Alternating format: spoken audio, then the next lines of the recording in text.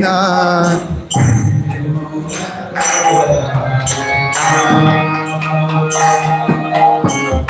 देखो रे भाई त्रिभुवन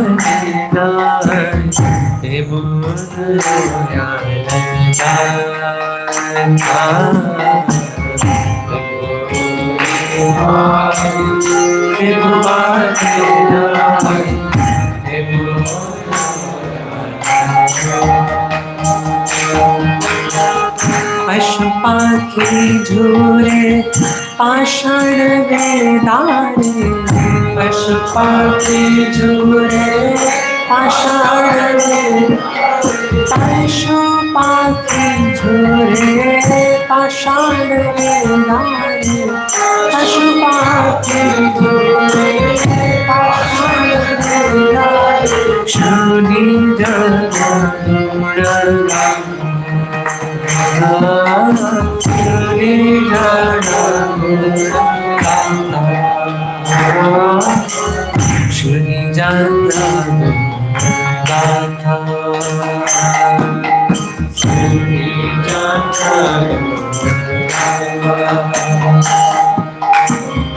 संसारी बाजिया रोहिली पोरिया से परदेना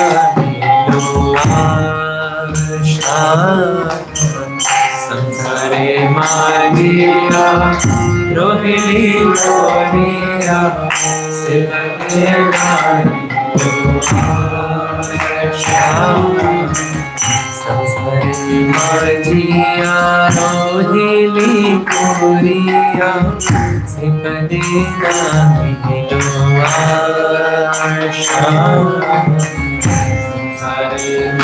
जिया रोहिणी कोरिया से मदेना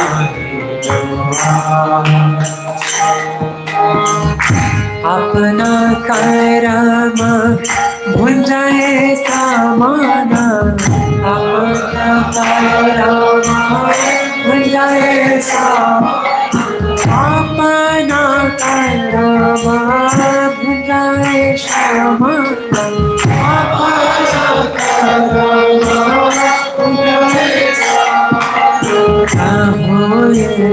लोचन दासा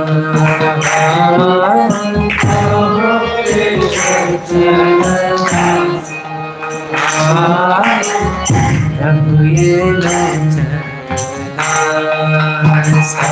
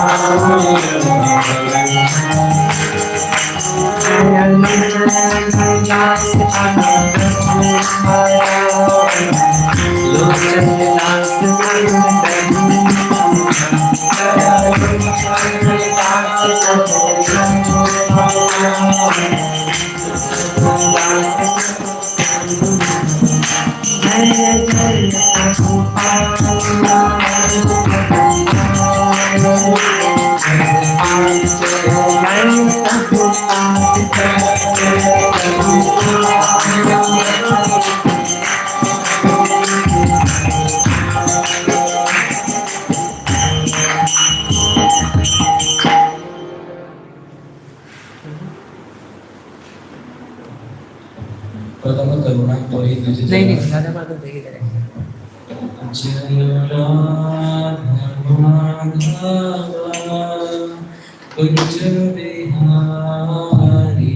जय Radha Madhav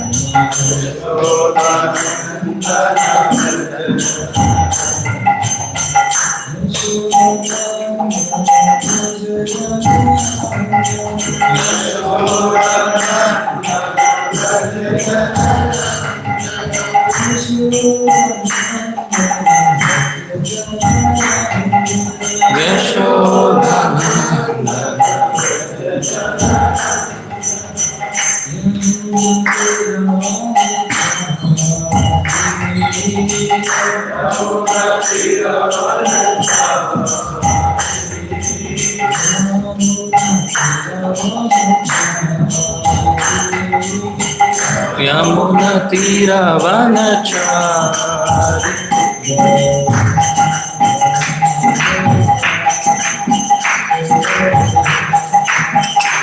Jayo Radha Madhava Jaya Gopi Jana Vallabha Girivardhari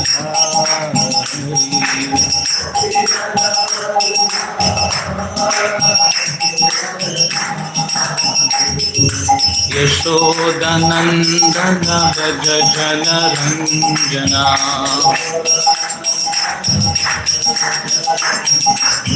Yamuna Tira Vanachari Jaya Radha Vrindavan Chandra Radha Vrindavan Chandra Radhe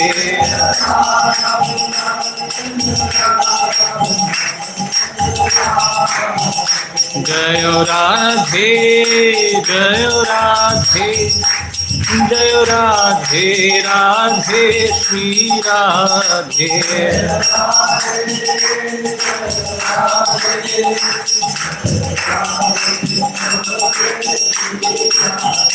Jaya Nitai Gorango Nitai Gorango Nitai Gorango Jaya Nitai Gorango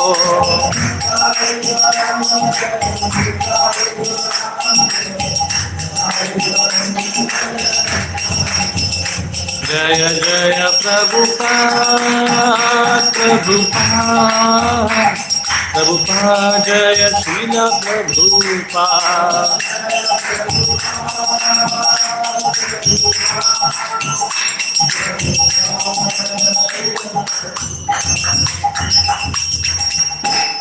जय विष्णुपाद परमहंस परिव्राजकाचार्य अष्टोत्तर शत श्री श्रीमद् वेंकटेश्वर चरणारविंद भक्ति वेदांत स्वामी श्री प्रभुपाद की ग्रंथराज श्रीमद् भागवतम की निताय गो प्रेमानंदे।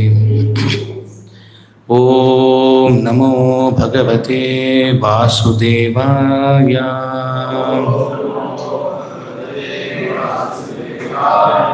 ओम नमो भगवते वासुदेवाय।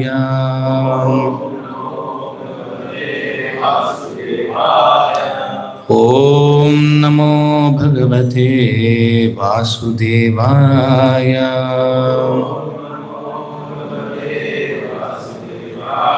नारायणं नमस्कृत्य नरं चैव नरोत्तमं देवीं सरस्वतीं व्यासं ततो जयमुदीरये। नष्टप्रायेष्वबद्धेषु नित्यं भागवत सेवया भगवत्युत्तमश्लोके भक्तिर्भवति नैष्टिकी। Reading from Srimad Bhagavatam, Canto 1, Chapter 3, Text number 42. Saha tu samshravayam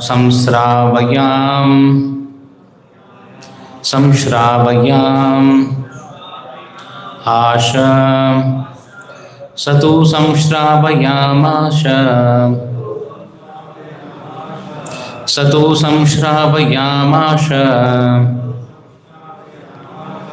Maharajam Parikshitam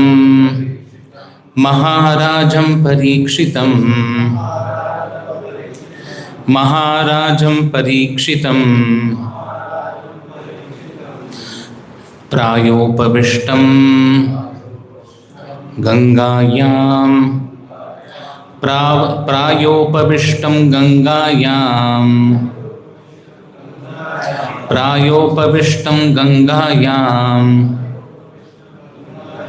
Paritam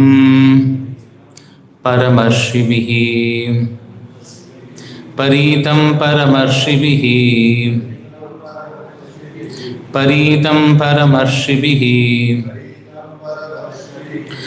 Satu samshravayamasha Maharajam Parikshitam Prayopavishtam Gangayam Paritam Paramarshibhihi Satu samshravayamasha Maharajam Parikshitam Prayopavishtam Gangayam Paritam Paramarshibhihi Satu samshravayamasha Maharajam Parikshitam Prayopavishtam Gangayam Paritam Paramarshibhihi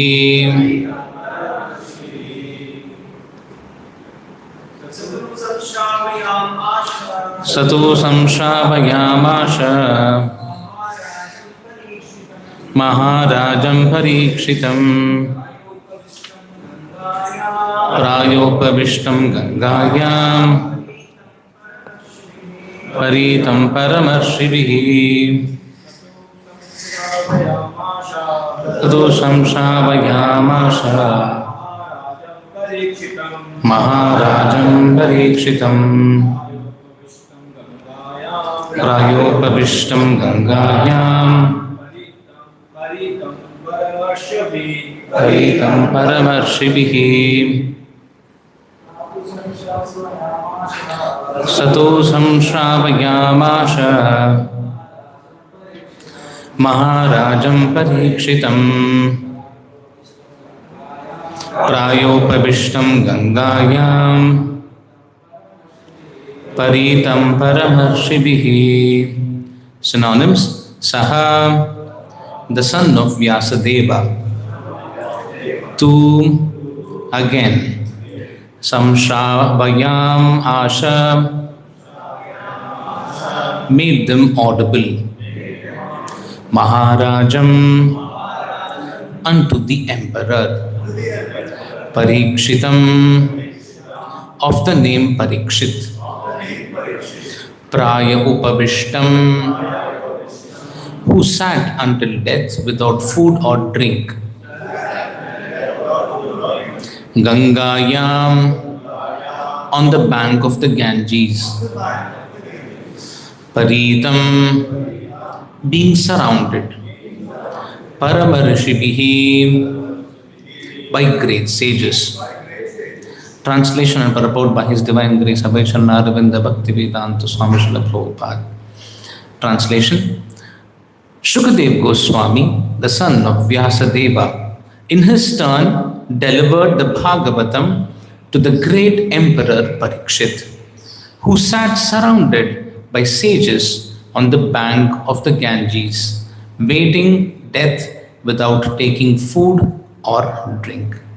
Translation with repetition: Shukadev Goswami, the son of Vyasadeva, in his turn delivered the Bhagavatam to the great Emperor Parikshit, who sat surrounded by sages on the bank of the Ganges, awaiting death without taking food or drink. Purport by Srila Prabhupada. All transcendental messages are received properly in the chain of disciplic succession. This disciplic succession is called parampara. Therefore, unless the Bhagavatam or any other Vedic literatures are received through the parampara system, the reception of knowledge is not bona fide. Vyasadeva delivered the message to Shukadeva Goswami, and from Shukadeva Goswami, Suta Goswami received the message. One should therefore receive the message of the Bhagavatam from Suta Goswami or from his representative, and not from any irrelevant interpreter. Emperor Parikshit received the information of his death in time, and he at once left his kingdom and family and sat down on the bank of the Ganges to fast till death. All great sages, rishis, philosophers, mystics, etc., went there due to his imperial position. They offered many suggestions about his immediate duty, and at last it was settled that he would hear from Shukadeva Goswami about Lord Krishna. Thus the Bhagavatam was spoken to him. Sripada Shankaracharya, who preached Mayavada philosophy and stressed the impersonal feature of the Absolute, also at last recommended that one must take shelter at the lotus feet of Lord Sri Krishna, for there is no hope of gain from debating. Indirectly, Sripada Shankaracharya admitted that when he had preached in the flowery grammatical interpretations of the Vedanta Sutra, cannot help one at the time of death. At the critical hour of death, one must recite the name of Govinda. This is the recommendation of all great transcendentalists. Shukadeva Goswami had long ago stated the same truth, that at the end one must remember Narayana. That is the essence of all spiritual activities. In pursuance of this eternal truth, Emperor Parikshit heard Srimad Bhagavatam as it was recited by the equally able Shukadeva Goswami. And both the speaker and the receiver of the messages of the Bhagavatam were duly delivered by the same medium. Thus ends the Bhaktivedanta purport. Om Ajnanatimmirandasya Jnananjanashalakaya Chakshurunmilitam Mena Tasmai Shri Gurave Namaha. Nama Om Vishnupadaya Krishna Preshtaya Bhutale Srimate Bhaktivedanta Swamin Niti Namine Namaste Saraswate Deve Gauravani Pracharine Nirvishesha Shunyavadi Paschatya Deshatarine Jaya Shri Krishna Chaitanya Prabhu Nityananda Shri Advaita Gadadhara Shri Vasadi Gaura Bhakta Vrinda Hare Krishna Krishna Krishna Hare Hare Hare Rama Rama Rama Hare Hare. So this statement is made by Suta Goswami to all the sages of Naimisharanya. All the sages of Naimisharanya were all discussing about the different incarnations of the Supreme Lord. And finally, towards the end of this chapter, Suta Goswami is describing about how this Bhagavatam was spoken to Maharaj Parikshit by Shukadeva Goswami. Suta Goswami received this knowledge of the Bhagavatam from Shukadeva Goswami, and Shukadeva Goswami in turn is passing this knowledge to Maharaj Parikshit. So here it is described that Shukadev Goswami, Saha refers to Shukadev Goswami. From the previous verse we can see, Saha tu samshabhayam asha. Shukadev Goswami, the son of Vyasadev.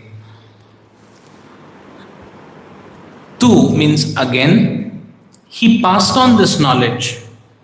So whatever he received from Vyasadeva, Vyasadeva is the father of Shukadev Goswami, and whatever Shukadev Goswami received from Vyasadeva, he passed on to the great emperor Parikshit, Maharajam Parikshitam. Satu samshravayam asha, samshravayam, Prabhupada says, made them audible. So this transcendental knowledge is passed on from the guru to the disciple by oral reception. Correct? He made what audible? The Srimad Bhagavatam. To whom? Maharajam Parikshitam, to Maharaj Parikshit. And where did he speak this? Gangayam, on the bank of river Ganges, Ganga. On the bank of river Ganga, Shukadev Goswami passed on this knowledge to Emperor Parikshit. And who was Maharaj Parikshit surrounded by? Paritam, which means surrounded, Paramarshivihi, by great sages. On the bank of river Ganga, Gangayam, Paritam Paramarshivihi Gangayam. He is surrounded by the sages and is hearing the Bhagavatam from the mouth of Shukadev Goswami. And what is the state of Maharaj Parikshit? Maharaj Parikshit is awaiting death. Because we all know that Maharaj Parikshit is going to die in the next 7 days, and he is being cursed by the small Brahmana boy to die within the next 7 days. He is preparing for his death. As a preparation of his death, what does he do? Prayopavishtam. Do you know upavasa? Upavas means to fast. Prayopavishtam, without taking food or drink. Prayopavishtam Gangayam, without taking food or drink, he is sitting on the bank of river, surrounded by the great sages, and is hearing the Bhagavatam from Shukadev Goswami. And Shukadev Goswami in turn heard this Bhagavatam from Vyasadeva. So like that the parampara is established. And who's narrating all of these things? Suta Goswami, to the sages of Naimisharanya. He is describing about what Maharaj Parikshit heard from Shukadev Goswami. Srila Prabhupada in the purport writes, all the transcendental messages, transcendental means something which is not belonging to this world. It is belonging to a different dimension of existence. It is belonging to the spiritual dimension of existence. All these transcendental messages are received properly. You know, there is a transmission, there is a transmitter and a receiver in electronics. The transmitter is very good, but the receiver should also be as good as a transmitter to receive the signal properly. So here it is described, all the transcendental messages are received properly. How? In the chain of disciplic succession. This disciplic succession is called parampara. From proper bona fide Guru parampara, one has to receive the spiritual message. And if it is not received, the message becomes distorted. The transcendental message of the Bhagavatam is meant to revive our spiritual interest, and not only revive our spiritual interest, but to experience Krishna. That is the purpose of Bhagavatam. Bhagavatam not only incites the interest in a reader for spiritual life, but also gives an experience of Krishna. Therefore, Bhagavatam is described as the incarnation of Bhagavan Krishna himself. So all the transcendental messages can be received properly only when we are connected with the parampara. The realization about the importance of Bhagavatam, the message of the Bhagavatam, the message of the Bhagavad Gita is what Prabhupada is trying to instill on us. The interest to understand Bhagavad Gita and Bhagavatam is what Prabhupada is trying to instill in us. Recently, on the 30th of April, in a place called Jabalpur in Madhya Pradesh, probably some of you would have heard the news, there was a small cruise ship where all the tourists were gathered. They were all going on a dam, on the cruise boat, the small boat. I think the number, I think about 73 people were there on the boat, if I'm right. I don't know the numbers. 50 people, 40 people. So 40 people were there on the boat. They were all going on the boat. At 5:30 p.m., one of the relatives of the boat members got a call, a video call on WhatsApp. They were all saying how beautiful this scenery is. You can see. And this person on the boat is very, very excited to share about her experience of traveling on a cruise on this particular dam. They were all excited, happy. There were kids, there were families, there were elderly people on the boat. But it so happened that the weather was a little rough. So there were storms, there was heavy wind. And within 15 minutes, this relative gets a call back. This time, the woman who had called from the boat is asking for help. Please save us. We are in big trouble. The boat is sinking. The cruise is sinking. This 15 minutes gap. The relative was baffled. She did not know what to do. And the lady on the boat said, please pray for us. I have my daughter and my son and my husband. They're all there. Please pray for us. And she cut the call. And the relative who received the call, she called back multiple times. But nobody was there to answer the call.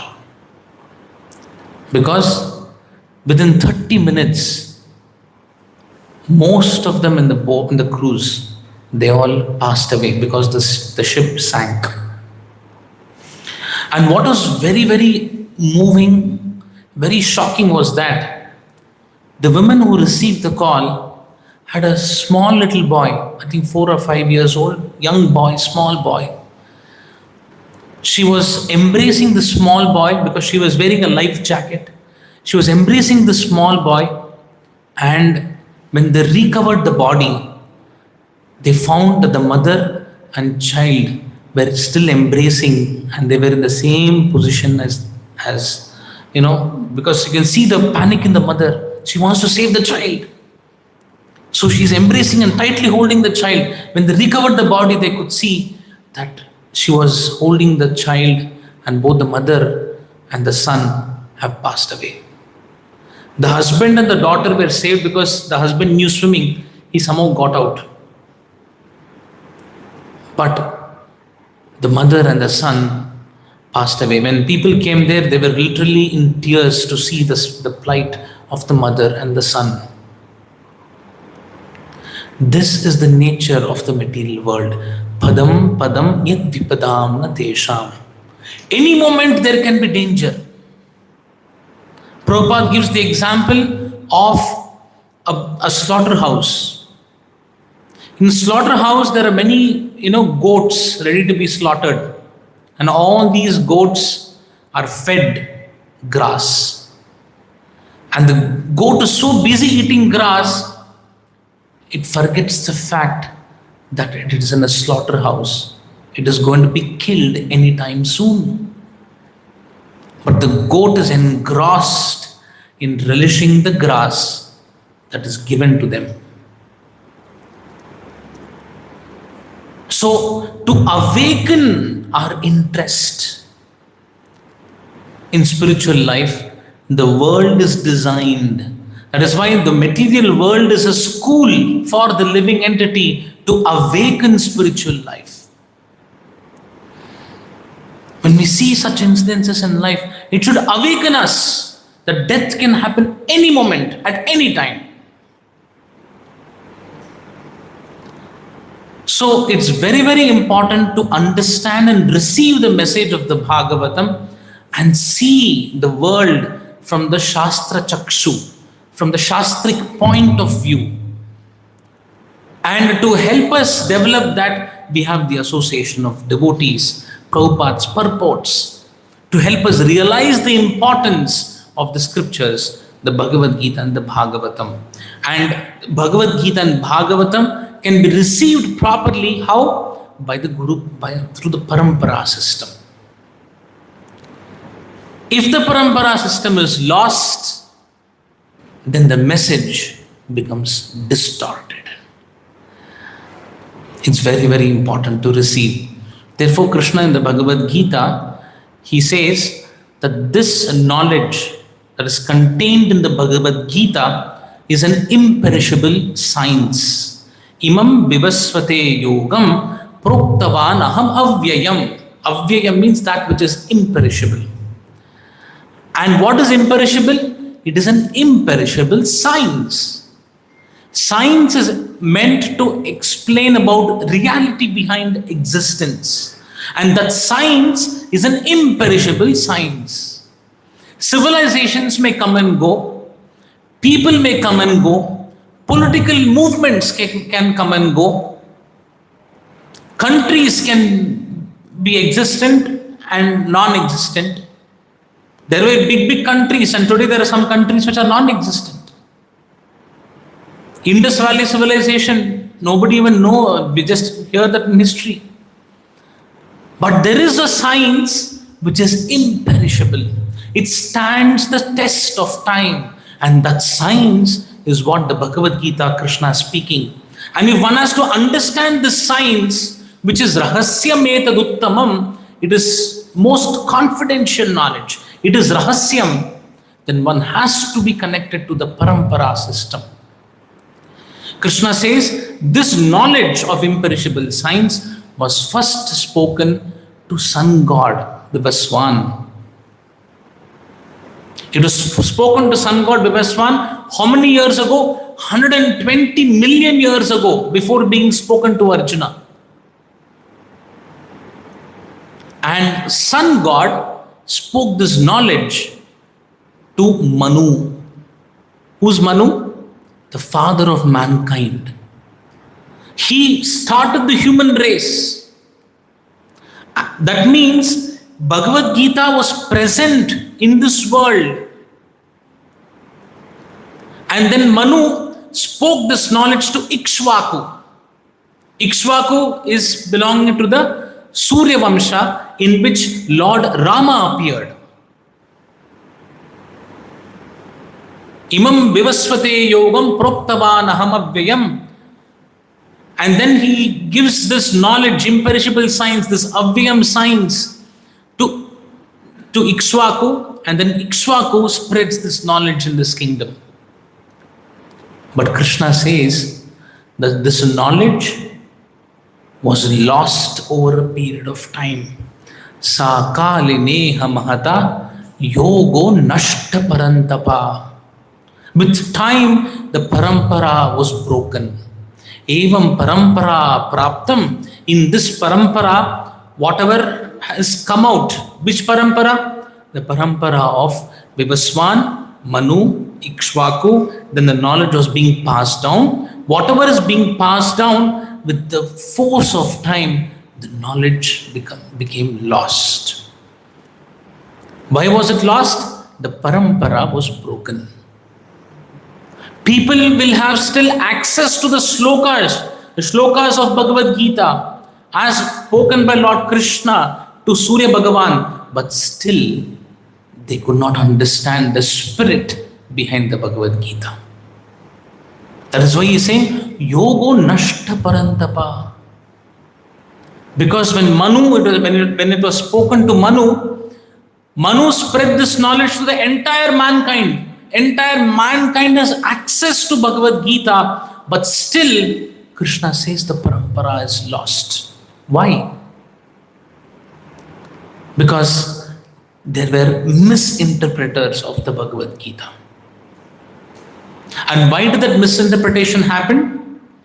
Because the parampara chain was broken.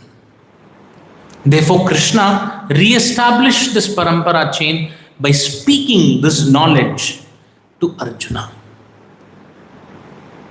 So Krishna says that Arjuna, you're a bhaktosi me saka cheti, you're a bhakta and you're a sakha. You're a devotee and a friend of mine. Therefore, I'm speaking this knowledge to you, my dear Arjuna. This is what Krishna is saying to Arjuna in the Bhagavad Gita to re-establish the lost parampara. So, it's very, very important to understand the importance of receiving this knowledge properly.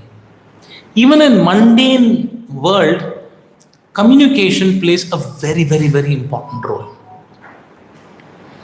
In the 1990s, there was a flight which started from one of the Colombian cities of Bogota. So this flight started off from Bogota. It was about to land in New York. And New York is one of the busiest cities in the world. And there were a lot of these flights which were put on hold because, whenever you want to land a flight, you have to check if there is space and a particular time is given, and only then you can land the flight on the runway. If there is too much of air traffic, then you will have to wait. The aircraft keeps doing a chakkar around that airport till he finds the right time.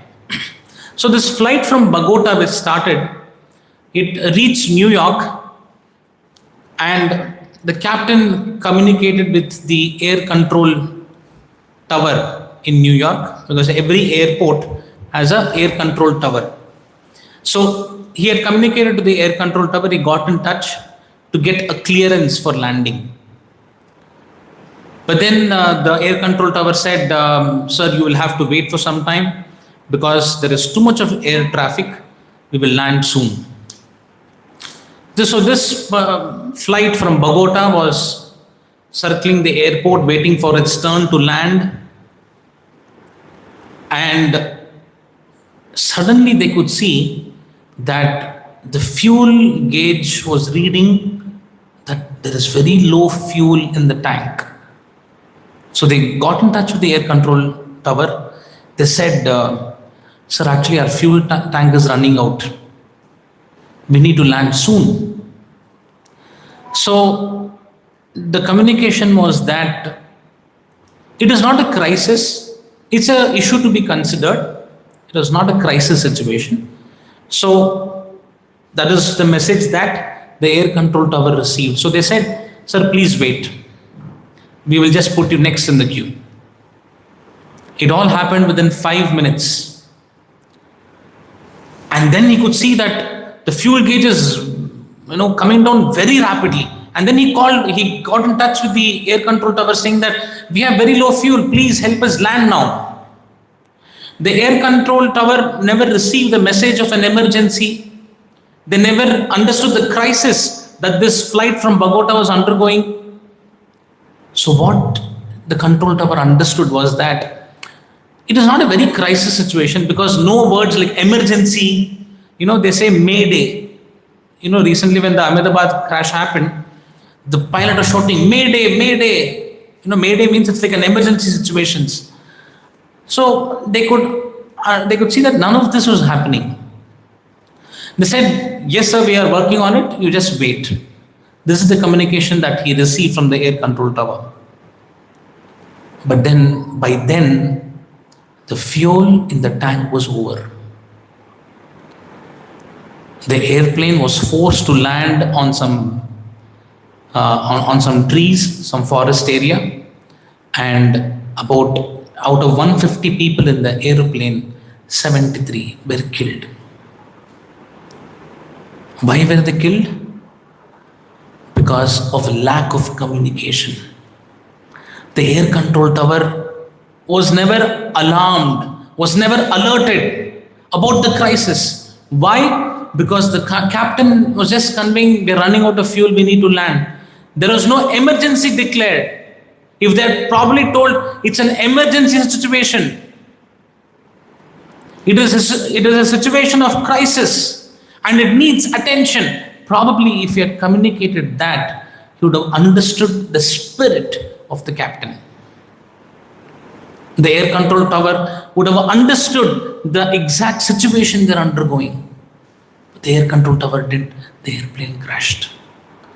See, when a mundane communication has so many problems, imagine we're receiving the transcendental message of the absolute truth.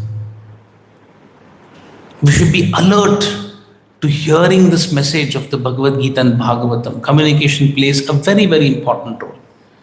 If we don't receive the message of the Bhagavad Gita and Bhagavatam, we will be misled. Therefore, it is very, very important to hear about Bhagavad Gita and Bhagavatam from a bona fide source, from the source of the parampara. It is also very, very important to receive this knowledge of the Bhagavad Gita and Bhagavatam in the right spirit. And what is that spirit? Submissive oral reception. Submissively we have to hear a transcendental message from the Guru Parampara. Then we can actually truly experience the Bhagavatam. And what does Bhagavatam offer to us? So somebody might say, what is Bhagavatam? Bhagavatam is the stories of Krishna. Srimad Bhagavatam, this transcendental message, are not just stories of Krishna. It is described because the general idea of religion, at least in Hinduism, is that there is Krishna, there is Rama, there is Ramayana story, there is Krishna's story. All these stories we hear, we relish those stories. But actually Bhagavatam is offering something more. In the purport of the Bhagavatam, in the first canto, the first 3 verses of the first chapter describes what Bhagavatam is offering to its readers. What is Bhagavatam offering to its readers? It is mentioned there in that particular verse that Dharma projita kaito atro paramo nirmatsaranam satham. The idea of dharma, the word dharma, we have heard this word Sanatana Dharma, and today in Instagram it is very famous. I'm a Sanatani. But what is the word dharma? Dharma means, Prabhupada says, dharma means occupational duty. Occupational duty is called dharma. Different people have different occupations, different duties to perform, and that occupational duty is called dharma. The Vedic literatures say that this dharma, which is their activities, can be classified broadly into 4. Brahmana, Kshatriya, Vaishya and Shudra. Brahmanas have their own duties. Kshatriyas. Brahmanas, what are the duties of a Brahmana? Patan, Patan, Yajan, Yajan, Dana, Pratigraha. He says, teaching the Vedic literatures, performing yajna, guiding the society towards spiritual development. These are the duties of the Brahmanas. Then there are Kshatriyas. What is the duty of a Kshatriya? To protect the citizens, to inspire the citizens to follow the Brahmanas, to set up systems so that the whole mass of people spiritually advance. This is the goal of a Kshatriya. So Brahmana, Kshatriya, Vaishya, Krishi Goraksha Vanijyam, Vaishya Karma Subhavajam. Krishi is to take care of the land, to take care of the cows, to take care of business, is the duty of a Kshatriya. And fourthly, there is Shudra, who is meant to support all the other three classes. This is a well-known fact. This is what is the general idea of what Sanatana Dharma is. Sanatana Dharma means there are occupational duties of a Kshatriya, of a Vaishya, of a Shudra. This is the general understanding. And religion, Sanatana Dharma, is meant to, as prescriptions for what a Brahmana should do, what a Kshatriya should do, what a Vaishya should do, what a Shudra should do. And anybody who follows those principles, he'll eventually spiritually advance. And how will he spiritually advance? Dharma, when dharmically he does his duty as a Vaishya. And Kama, he can satisfy his desires in a regulated fashion. And then finally he can think about moksha. That is why it is said, Chatur Purushartha. Religion is meant to offer Chatur Purushartha, the four Purusharthas. And anybody who follows this system is called as a dharmic person. He is a very pious person, a pious soul. Correct? And he will progress in spiritual life, or some spiritual interest will be there in his heart because of such pious practices. This is the general principle of religion. But Krishna says in the Bhagavad Gita, in the 18th chapter, what does he say? The most famous verse, Sarva Dharman Parityajya. He says, give up this dharma. This dharma, Varnashrama dharma, give up this dharma. Then what should I do? Mam ekam sharanam vraja. So it is not the conventional understanding of Sanatana Dharma that is there in Krishna consciousness. Therefore, Prabhupada, when he was traveling, I think, abroad or somewhere, he had to fill a form. In that form, there was a mention about religion. So Prabhupada never wrote as a Hindu or a Sanatani and all that. He wrote a new term. He said Krishnite. Because the conventional idea of a religion is not what Krishna consciousness is. So Krishna says, Sarva Dharman Parityajya Mam Ekam Sharanam Vraja. When you surrender unto Krishna, these Varnashrama dharmas doesn't hold good. And Bhagavatam is meant to offer that signs of surrendering to Krishna. And by surrendering to Krishna, one can go beyond this Chatur Purushartha. Because Chatur Purushartha is meant to nourish you materially. And then eventually, slowly, gradually develop your consciousness to come to the spiritual platform. But on the other hand, what Krishna is trying to offer is something beyond this Sanatana Dharma, beyond this Varnashrama Dharma. That is what the Bhagavatam is designed to offer. So therefore, if you read the purport in the second Dharma Projita Kaitavatra, Prabhupada says that in the lower stages of human civilization, there is always competition to lord over the material nature.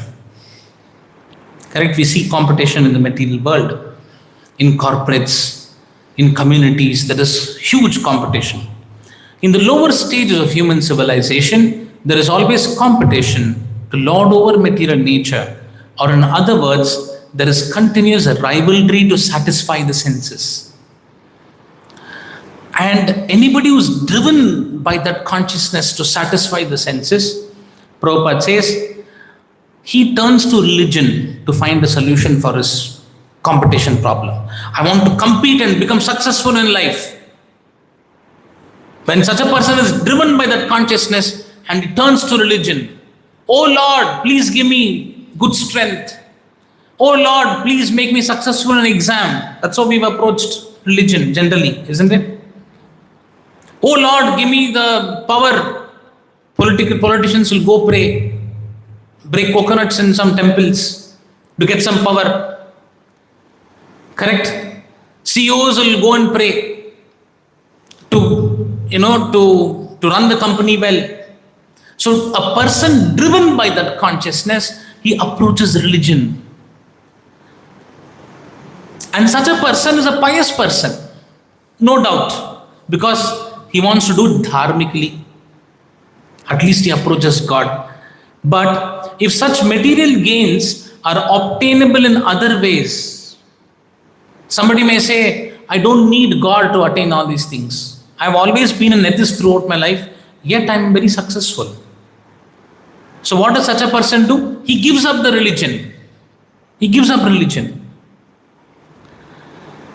And so such people who are engrossed in the bodily concept of life, they are recommended to follow the Varnashrama system, the Chatur Purushartha, because of which Dharma, Artha, Kama and Moksha can be attained. Eventually Moksha can be attained.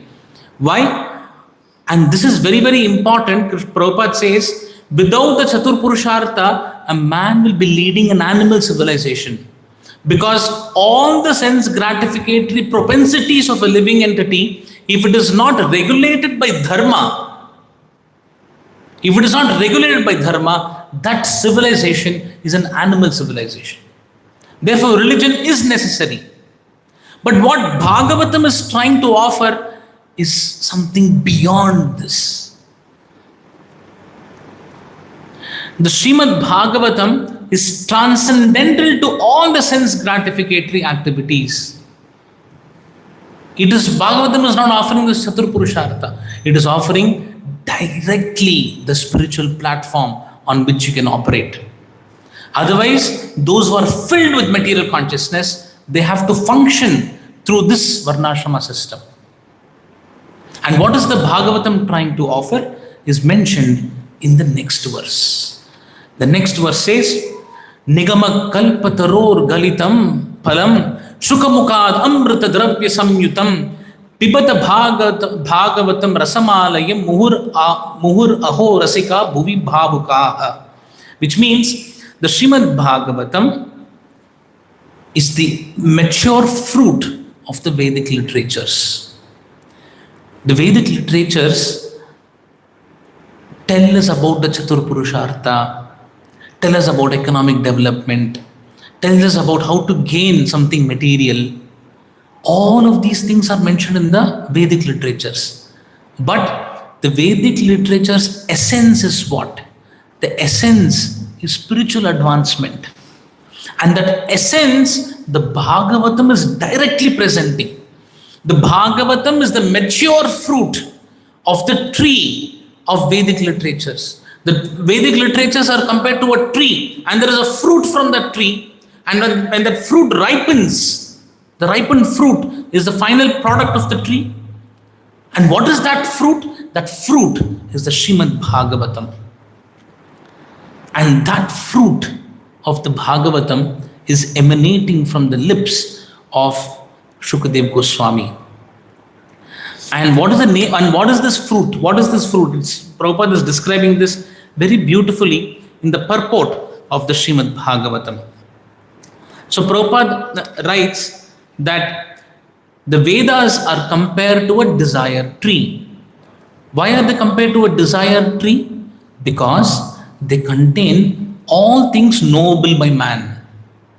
They deal with mundane necessities, covering social, political, religious, economic, military, medicinal, chemical, physical, and metaphysical subject matter, and all that may be necessary to keep the body and the soul together.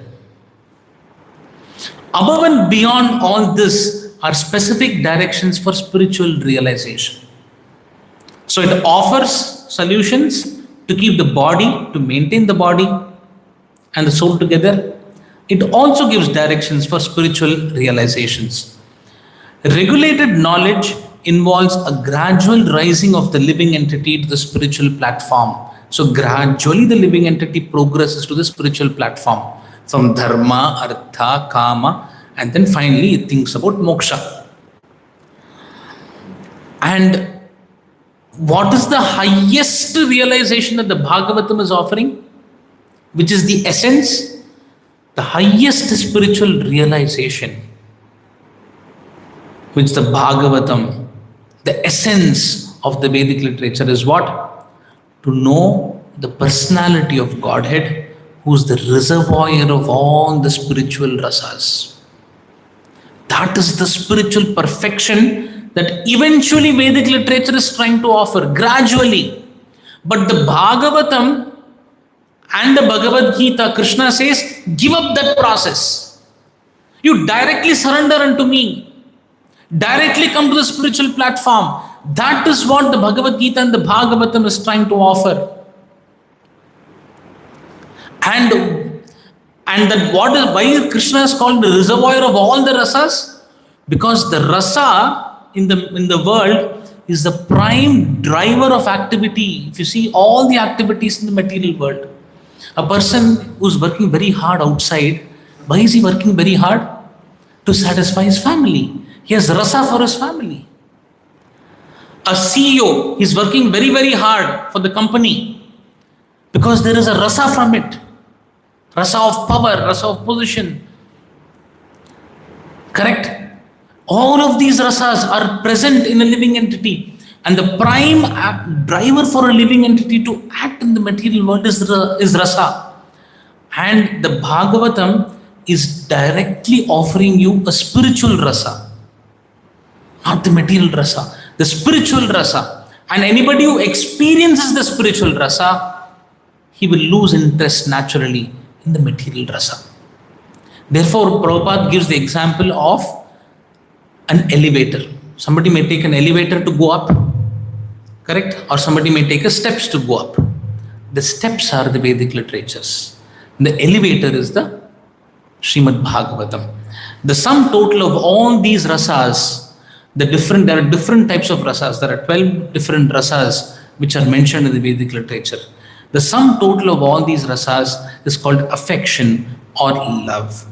And anybody who develops that affection and love towards the Supreme Personality of Godhead, which is the perfection of life, anybody who develops that, he is said to be a Jivan Mukta. And if the Vedic literature's purpose is to offer this to people, the highest spiritual realization, and Bhagavatam and Bhagavad Gita is directly offering that.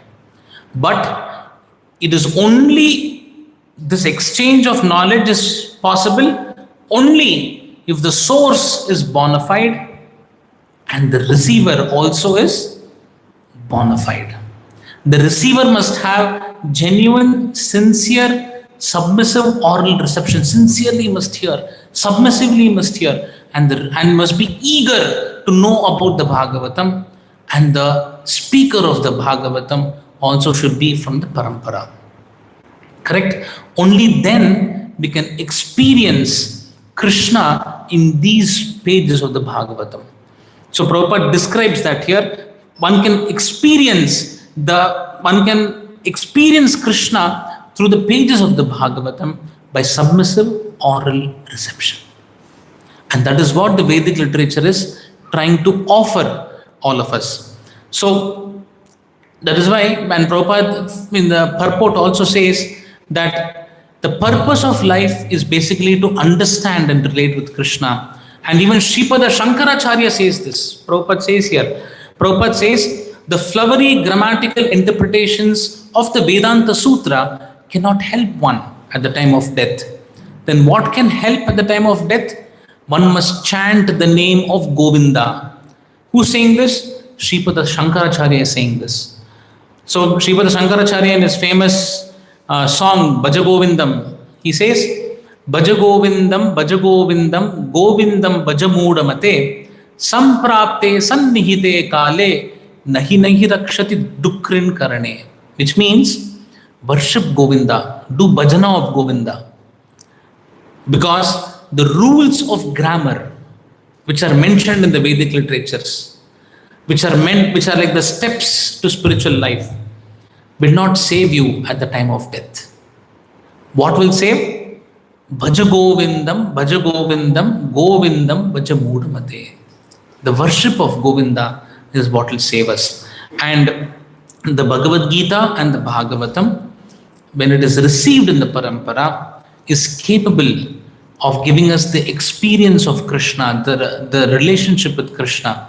And that is what the Bhagavad Gita and the Bhagavatam is aimed at, unlike the Vedic literatures. The Vedic literatures are simply there to help us follow the four Purusharthas, but the Bhagavad Gita and the Bhagavatam, which is the essence of the Vedic literature, says, give up that Chatur Purushartha and take up a different path of directly connecting with Krishna. So one can directly connect with Krishna in Kali Yuga by chanting of the Hare Krishna Maha Mantra, by submissively hearing the stories of Krishna from the Bhagavad Gita and the Bhagavatam. By these methodologies, one can spiritually advance very, very quickly.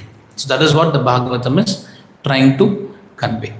So this is what Prabhupada says in the purport about how the parampara is very, very important to follow and to be connected with the parampara. Today we have the fortune of connecting with the Guru Parampara and with Prabhupada, who directly offers that spiritual experience called Krishna directly by the Guru Parampara. Correct? We just have to be ready. So that is why Prabhupada has set up a community where everybody can become eligible, they can become ready to receive this spiritual knowledge. And one can experience that in your lives. Correct? We all come from different background and we all have wonderful experience in Krishna consciousness. That experience is just a small bit of what it means to be with Krishna. It's a small bit of experience. It's like a sample. Correct? When you go to a shop, you get a sample of a sweet. You will not get the whole sweet. So our life is transformed to some extent because we are in touch with the Guru Parampara. So what Prabhupada is offering is much, much more. So we have to explore this more and associate with Krishna and attain spiritual perfection. So that is what Prabhupada is trying to convey in this verse about the importance of parampara. So with this, we'll stop here. Any question anybody has before we stop? Yes. Thank you so much for such a wonderful talk. So, Prabhu, in the middle of the class, you explained that we should know that what the Srimad Bhagavatam offers us. And then you told that Bhagavatam is the highest spiritual rasa. It offers us highest spiritual rasa, but it removes material rasa. And you told that the process of understanding is submissive oral reception. So, Prabhu, what are the other things to be avoided so that we can understand Bhagavatam nicely? What are the things which we need to avoid? Understanding Bhagavatam intellectually is the first step, no doubt. But if you really want to experience that, the presence of Lord in the Bhagavatam, your heart should become very soft. Namanta eva is the word. Prabhupada says that a kind and a soft-hearted person like Arjuna is fit to receive self-realization. Prabhupada says in the first chapter, last verse purport. So our heart today is like stone-like heart. So if you want to mend the stone-like heart, it is very, very important to chant and hear the Hare Krishna Maha Mantra. The more you chant and hear, your character begins to change. You become very submissive by nature. So the more you become submissive, the more you can relish the Bhagavatam. So one is intellectual relish, which is the first level.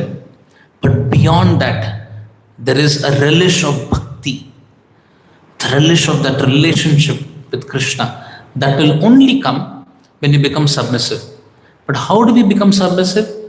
Not by some mental adjustments, not by any of those, by chanting the holy name of Krishna.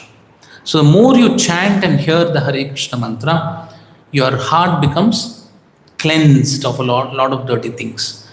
Then actually we can relish the Srimad Bhagavatam. So the best method to relish the Srimad Bhagavatam is by hearing. In the beginning, that's why Prabhupada says it's like jaundice. In the beginning, the process may be very bitter, but eventually it will become sweet. Correct? Yeah. So, Prabhu, as you told, a kind and soft-hearted person can understand the good intention of Bhagavatam. So, Prabhu, kind and soft-hearted, do you mean materially? How much I feel for others, friends? Yeah. So, see, materially, when you're speaking, you should always learn to understand that there is something called as a primary ego and a secondary ego, or a primary personality and a secondary personality. Your primary person, you are at the core of your heart, you're kind and soft-hearted. Arjuna was kind and soft-hearted, yet he was killing people in the battlefield of Kurukshetra. It is not that he is being very kind, you take one arrow, I'm shooting one arrow, you would also take one arrow, I'm shooting. It's not like that. He's fierce on the battlefield, but internally he's a kind and a soft-hearted person. You getting the point? So there is a primary personality and a secondary personality. Like a family man, he'll play the role of a manager, he'll play the role of different people in the company, different identities in the company, but fundamentally his heart is for the family. So fundamentally our heart should be for Krishna while we do different activities in the material world. If you are meeting with a diplomatic person in the material world, you have to be diplomatic with his dealing. If you're doing a business in the material world, you should know how the ways of business are. Material ways of business. You have to be like a businessman. You have to talk transactional ways. But fundamentally, in your heart, you're associated with Krishna. You're getting the point? So this is the art of performing devotional service. You're connected with Krishna, yet you do things as a matter of duty without being attached. Like a lotus leaf on water. It is although on water, it does not become wet by the water. Although you're in the material world, you have to function like a Kshatriya, Vaishya, Shudra, Brahmana, whatever in the material world. Yet you're untouched by those activities in the material world because fundamentally, internally at the core of your heart, your character is different. Therefore, it's very difficult to judge a Vaishnava. A devotee of the Lord is very difficult to judge because externally, like Prabhupada is very meticulous in his calculations. You will think he is a businessman. Why is he so much thinking about money? But we don't know his we know as followers of Prabhupada, we know the mind of Prabhupada. So that's the way to function. Clear. So with this, I'll stop here. Granthra Srimad Bhagavatam ki, Vishwa Guru Srila Prabhupada ki.